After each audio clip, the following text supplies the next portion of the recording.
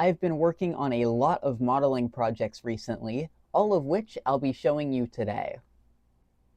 First up, we have my Walther's Doodlebug, which I installed a brand new LED headlight in.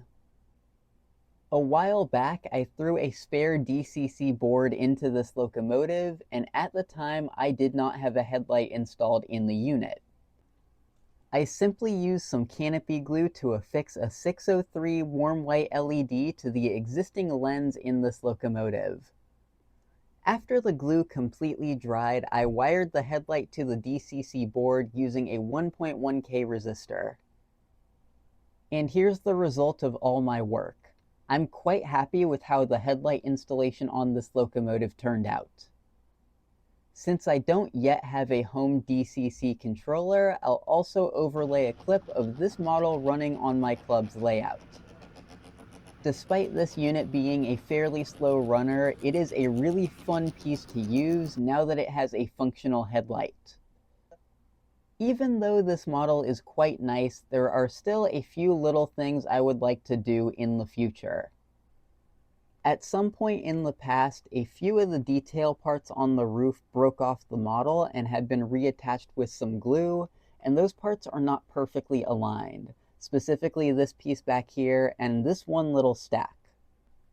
So I will need to remove and properly align the two pieces. A few parts are also missing from this locomotive. There's supposed to be a little wire that runs from this plow up to around here on the locomotive, and it's gone on both sides of the model. While replacing those two parts should be fairly simple, it just means there's even more I need to do with this unit. Now I'm moving on to a pair of freight cars that, unlike the Doodlebug, are almost complete. These are my Union Pacific Bachmann ore cars, and I finally have new loads for both cars. Before I bought these specific loads from eBay, these two cars had horrendously bad looking loads installed. If I'm able to find a picture of these cars with the previous loads, I'll throw it on screen now, but they looked absolutely terrible. These cheap loads basically looked like cornflakes thrown into these Bachmann ore cars. They were these really cheap looking yellow pieces of plastic, and I really hated them. The reason it took me quite a while to get proper loads for these cars is simply because the exact loads I wanted had been out of stock for ages. Roughly a year ago, I got these exact same loads for all my Pennsylvania Railroad ore cars. I was also hoping to get them for these Union Pacific ore cars, however there were only enough in stock for me to get the loads for the PRR cars. Since then, I put the eBay listing on my watch list, and finally, after almost a year, there were new ones listed once again, so I immediately nabbed two for these Union Pacific ore cars. And with these final two additions, all my ore cars should be complete at this point in time. Between the time I first got all these Bachmann ore cars and right now, I've installed new couplers, adjusted the coupler height, installed new coupler boxes, brought the cars up to the NMRA recommended weight, and finally installed loads in all the cars. The only thing I may need to do is weather all of my ore cars, but as they sit right now, I'm really happy with how they look. I also had to do a lot of work to my MRC Tech 3 controller recently. To make a long story short, I bought this controller for $10 at a train show, and then when I got the thing home, it actually worked. However, I did encounter a pretty major problem with this controller. This model should be capable of outputting about 16 volts of power under load, but when I was running my locomotives with it, it was capping out at about 8 to 10 volts, even at 100% throttle. Since I had essentially no experience working on electronics like this controller, I had to do a whole lot of research and asking on the internet to figure out where to start. I also need to thank a viewer named Cass Tellez for helping me a whole lot with this project. Hopefully I said your name right. First, I visually inspected all the components inside the controller and saw nothing out of whack, so after that I started attacking things with a multimeter. The first thing I was told to test is if both the variable DC and fixed DC were dropping to about 8 to 10 volts under load. And I found that yes, both the variable DC and fixed DC were dropping to that amount of voltage under load. That result told me that my issue lied somewhere before the variable DC and fixed DC split. After this, I tested both capacitors inside the controller, and those both seemed to have good readings. After I confirmed the capacitors were good, I checked the diodes and what I believe was the bridge rectifier. In that case, I was testing the controller under load to get readings off the diodes just to see if any of them were in bad condition. However, when I probed the first diode, the locomotive I was using as my load immediately sped up, and after that, the controller just started outputting the full 16 volts of power. Since then, the controller has worked perfectly fine. Based on some internet research and what made sense in my own head, I think there might have been some bad connection inside this controller.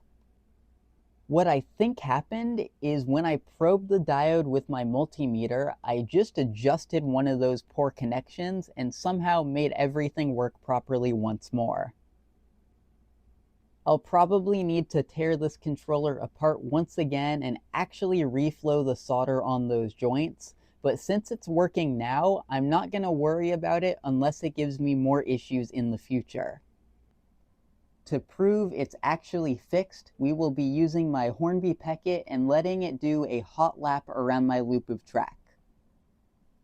At 100% power, the Peckett should be receiving about 16 to 18 volts, which will be indicated right here.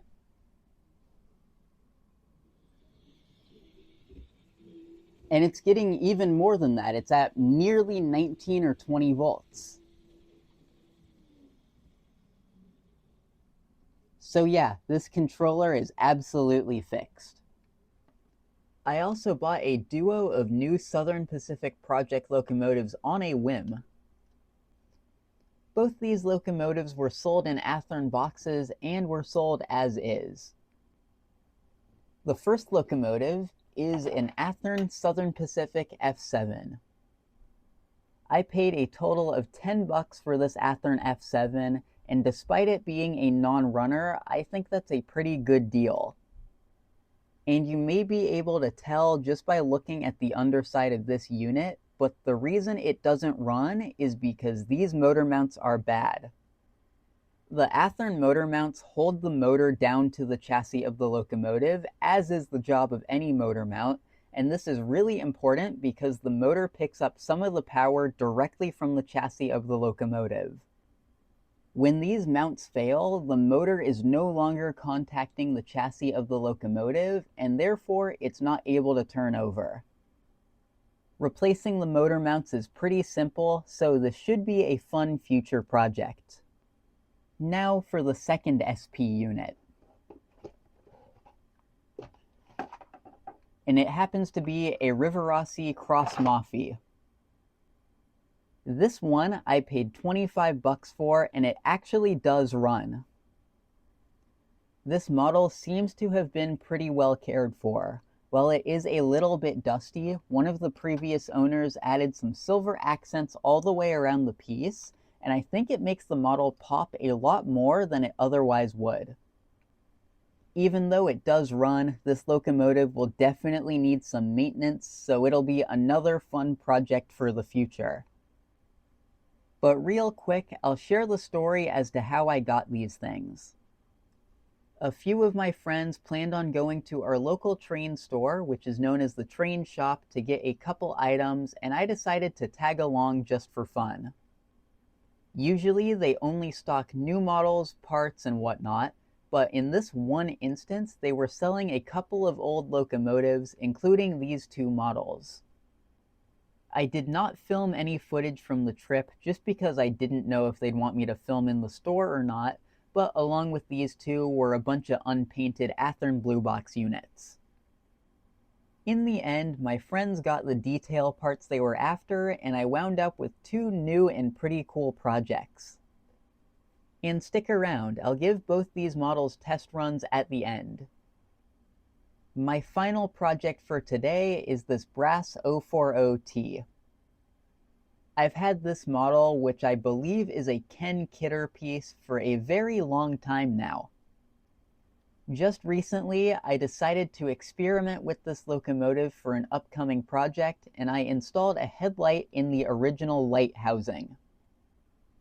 I have quite a few steam locomotives with headlight setup similar to this one, and I have wanted to install lighting in several of those locomotives for a very long time. So this teeny tiny 040 was my test bed for those installations. To install a light on this locomotive, I had to drill a small hole through the back of the headlight housing and a small hole going through the boiler of the locomotive. These two holes allowed me to run both wires for my LED through the back of the headlight assembly and into the boiler of the locomotive. It also allowed me to pull the LED far back into the headlight housing, and once the LED was in position, I used some canopy glue to install a lens on the housing. I'm pretty happy with the result of this little project. I learned a lot about installing lights on these steam locomotives, and it will really help me with some future projects. I was really concerned that the exposed wire back here would be too visible and it would ruin the look of the locomotive, but that really is not the case. And in terms of the light, I'll overlay an image here, but I think it looks great. This little 040 is far from a completed project though. I want to do a lot of work to this piece at some point in the future. It needs a new motor, a new gearbox, some fresh paint, and I want to do a lot of detail work to the unit. For now, however, this is a really fun and dinky piece to have in my collection. Before I go test some of the locomotives I just showcased, I have a few projects I would like to get some advice on. The first of which is this Bachmann DD40AX. I intend to revive this locomotive in the near future. Before that, however, I really need to get this model some new handrails. Despite a lot of searching through the internet, I've come up short. I could make all new handrails out of brass for this locomotive, but that's really not the route I want to go here. So if any of you do know of anywhere to get reproduction or original handrails for this Bachmann DD40 with a pancake motor, please do let me know. Another part I'm in search of is a weight for this chassis system AHM Mikado. Unlike the handrails on the DD40, recreating a weight for this locomotive would be extremely difficult. And lastly, I'm on the hunt for a trailing truck for this American Flyer Hudson. Worst case scenario, I do have a spare Bowser Challenger trailing truck, and I could throw that on this locomotive, but ideally I would like to use an original American Flyer trailing truck. So again, if any of you have any input on the DD40AX handrails, the Mikado weight, or the Hudson trailing truck, please do let me know either down below or by email. Now it's time to run 3 of these projects, and I'm going to start with the dinky little 040T. Correction, I was going to run the old 040T first. However, the cheap motor I put in the unit ages ago just decided to give out. So instead, I'll treat you to a video of this thing running from literally a day ago, just to show you how the headlight looks once again.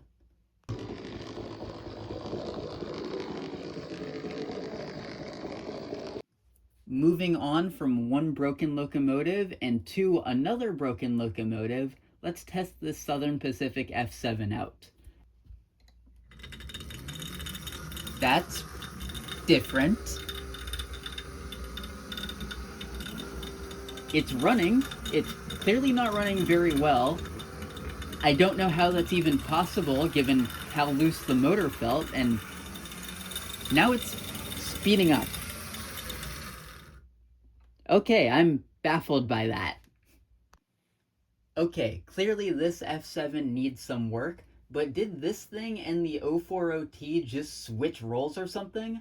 I was sure the 040T would run without a hitch, and I was also certain that this model would not run. But clearly, I was wrong in both cases. With all that nonsense out of the way, it's time to test the last locomotive, which is the Rivarossi Cross Mafia. This model was tested at the train shop right before I bought it, so it should absolutely run.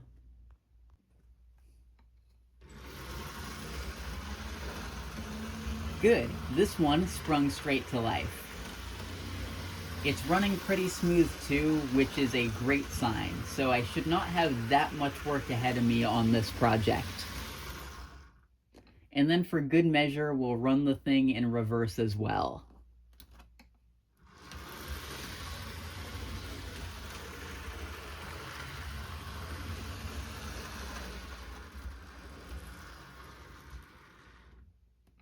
So that is quite good.